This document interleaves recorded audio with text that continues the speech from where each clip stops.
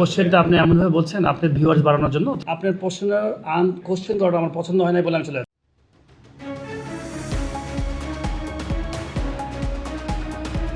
আপনার কোয়েশ্চেন করাটা আমার পছন্দ হয় নাই বলে আমি চলে যাচ্ছি।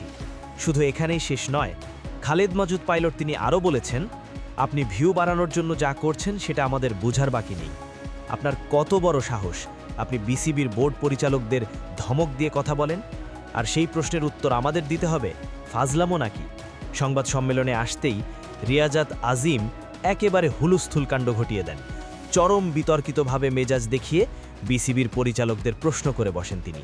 তার প্রশ্ন ছিল ঠিক এই রকম। রিয়াজাত আজিম বলেন, আপনারা সংবাদ সম্মেলনের জন্য আমাদের ইনভাইট করেছেন, আমরা কিন্তু আপনাদের পিআর এজেন্ট না।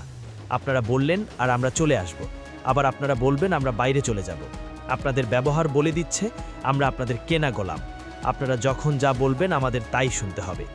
মানে রিয়াজাত আজিম এমনভাবে কথাগুলো বলছিল সেই ক্ষোভ থেকে, যেই ক্ষোভটা হচ্ছে মিরপুরের কিংবা বিসিবির সাংবাদিকদের নিষেধাজ্ঞা দেওয়া হয়েছে। কোনো ম্যাচ কিংবা কোনো প্রেস কনফারেন্স ছাড়া সাংবাদিকরা মাঠে কিংবা মিরপুরে প্রবেশ করতে পারবে না। আর এটা নিয়েই ক্ষোভ দেখালো সাংবাদিক। সকল সাংবাদিক নয়, ক্ষোভ দেখাতে দেখা যায় রিয়াজাত আজিমকে। তিনি এমনভাবে রাগ করে প্রশ্নগুলো করছিলেন যেই প্রশ্নের উত্তর দেয়নি খালেদ মাসুদ পাইলট। তিনি স্পষ্ট করে বলেছেন, আপনি ভিউ বাড়ানোর জন্য যে প্রশ্ন করেছেন, যে রাগ দেখিয়েছেন, সেটা পছন্দ হয়নি বলেই আমি চলে যাচ্ছি, আমি উত্তর দিচ্ছি না।